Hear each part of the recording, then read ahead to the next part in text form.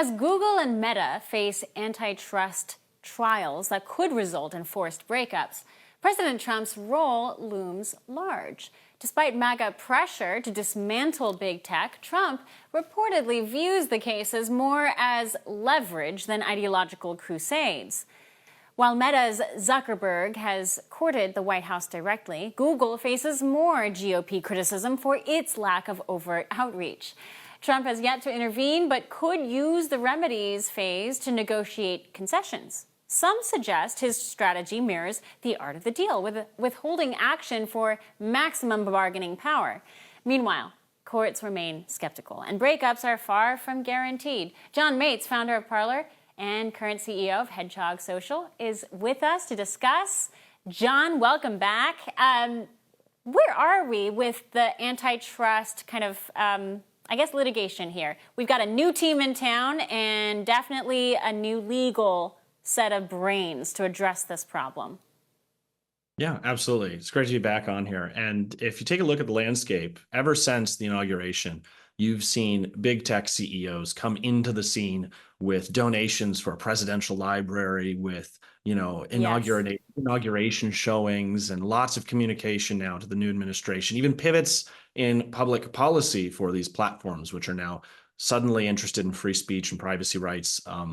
Whether or not you think that's genuine, we can see the interests aligning here. So now that there is pressure on these companies that they might face antitrust, you're getting some interesting finger pointing. So if you go over to the Meta court where Facebook and Instagram are, they are saying that there are issues with child safety online, but those issues are not Meta or Instagram or Facebook. According to Meta, they believe that is the App Store's problem. So they are trying to pass the buck over to Google and to Apple, who are facing very much justified antitrust pressure. And so Zuckerberg and and Meta are saying it's their problem. They need to solve it by putting age restrictions on their apps and notifying people who download it. I think that's a problem. Apple and Google are already kind of the deal breakers when it comes to tech. If you don't win them over and they're not on your side and they want to ban your app, there's nothing that you can do. They can crush your business, ultimately controlling almost the entire market share of mobile devices. So by placing more responsibility on those companies, you're in essence justifying their monopoly status and saying it's okay because they're helping the government. And I think that's a problem. Yeah, it's a huge problem, no matter what side is in power. And I think that may be a lesson that's being missed by a handful of lawmakers in Congress. But what is your interpretation of President Trump's recent kind of warm language and his approach to Silicon Valley? I think a lot of us attribute that to the Vance side of the team. Vance is trying to bring in Silicon Valley. I think it's a very interesting strategy, a good one in the long run if it's successful. But what do you make of his warm remarks at this juncture? Is it merited? Is it the right time? Well, I don't know that we necessarily should be putting pressure on them in a quote unquote art of the deal style fashion. We should be putting pressure on these monopolies because it's the right thing to do. We need to go ahead and break up the Apple App Store monopoly by allowing side loading. We should probably make a stance on whether or not we think it's okay for kids to be on social media, or we should consider regulating it similarly to how we do it with alcohol or tobacco. That might be a different stance, but adding increased power to a centralized power like Apple's Apple Store, which has made over $100 billion in 2024, up 24% from the year before, off of small businesses and other companies that have App Store charges that they're required to pay into Apple's system. This isn't okay. That's money that could be in the hands of smaller businesses or startups, stuff like that. So I think that we should really focus on that. We should focus on Meta and how that affects young children, especially teenage girls who are online. This is not necessarily what they should be doing with their time. And so that's what we should do. Yeah, that's a very interesting tension you lay out, because on the one hand, it is a question of, do we, the total free market would say, leave these to the companies, let them sort it out. But on the other hand, once it gets into this monopolistic territory, we're no longer talking about a free market. Yet we're all still stuck saying that, the pro-capitalist approach here is to just let Apple dominate, basically. I don't think Not that the Trump necessarily. administration sees that that's okay. How Not so? necessarily, right? So if they artificially have leverage over the entire market, then encouraging that isn't necessarily the right answer. So although people may argue, well, you can choose between Android and iPhone. Android brings in about 40 billion a year in revenue from their app store. Google over 100 billion, despite Google having an overwhelming majority Wow. of the cell phone devices. They've got 75% of people use Droid over iPhone. Yet Apple is crushing them on profits. And well, what's the difference? Well, Google consumers don't have to use the App Store. They can compete. There are other companies out there who've made competitive app stores, like Epic Games has made their own app store, or you can download directly from people's websites. Apple, on the other hand, you have to use their store, you have to pay their fees, and that is anti-competitive. You have no choice. You can't go. It's like choosing if you'd like to shop at Sprouts, Whole Foods, Albertsons, Vons, whatever it might be, right?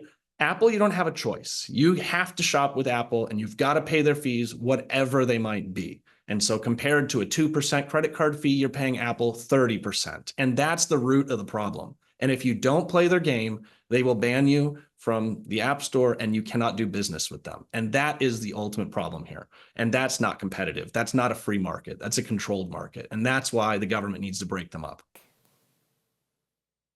Well, I think most of us are on the side of breaking up these monopolies. The question becomes, will Zuckerberg succeed in offloading some of the responsibility over to Apple and Google, as you laid out earlier? All of these groups have very powerful lobbying efforts underway right now. Who wins? Like, who is the more powerful entity? Meta's pretty powerful. Google's just as powerful. Is there a hierarchy here? And what is your prediction? You're absolutely right about the lobbying efforts. I remember back in 2020 going into Congress or the Senate building to meet with a senator or a congressman and have discussions about this very topic, only to be told, hey, those really nice folks over at Apple were just in here talking about the very same thing. And I'm like, huh, that's really interesting. They knew that I was going to come in here and talk to them about this stuff. That's funny. But that being said, I'm worried that these companies have this belief that they can influence Trump through flattery and that they might be able to fool him onto their side. And I'm sure he's aware of this, but I think they're going into this confidently saying, if we can befriend Trump, we can leverage him against our enemies. And like in Meta's case with Zuckerberg, we can pawn this problem off to Apple, but that's not the right solution. That'll cause more problems in the long run. So we need to think about this principally. What is going to be best for people, for market competition? And that's what we need to do. I thought of you when I saw this headline the other day because I thought, I wonder what John Mates would say about this. The debate that erupted and then promptly went away, this is unrelated to Meta, this is more about the question of IP law in the age of big tech and AI and all of the resources that we're now pulling to create new things with AI. You saw this debate erupt that IP, intellectual property law, needs to just be done away with in order to usher in a brand new era of creativity and use of the internet. Where do you think that debate is going? Our big tech titans got involved. Elon Musk, Peter Thiel, I think he got involved. A bunch of big names weighed in. Your thoughts on it?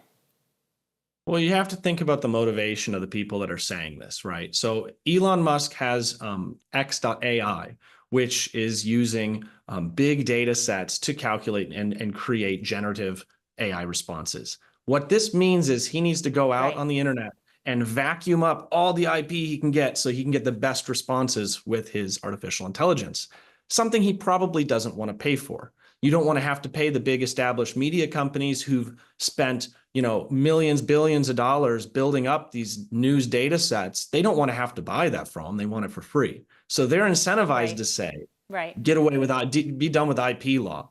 But isn't that wrong? Isn't that what we were accusing China of doing when they rip off our consumer products? Yeah. Isn't that what, it's such an ironic argument. Exactly. So we don't like it when China does it, but we want Elon and we want Mark Zuckerberg and these people to be able to do it. I think that's absolutely wrong. We have a right to own our own IP. If we manufacture a car or invent a new system or even write a news article or make a TV broadcast and what we're doing right now, it's not fair if someone steals that and does something with it. They should pay for it or they should not use it, and they should respect our right to make that decision. So many fascinating conversations are erupting from this, and just in the last week, right? Like, look at the headline about ChatGPT, OpenAI admitting that please and thank yous are costing the company a lot of money because it triggers a calculation within the AI chatbot that then takes up space and energy. Yeah, they're saying it's costing millions and millions of dollars when people are being polite and saying thank you. So I guess moral of the story is we should all be very rude. No, if the AI revolution moves in, I want to be remembered amongst the AI that I was the polite one. You're the polite one, and you were It's a costing pleasure the to AI have you money. on. It will seek retribution. Yes. Oh, no. That's a good point. John Mates, a pleasure. Thank you. Thank you, as always.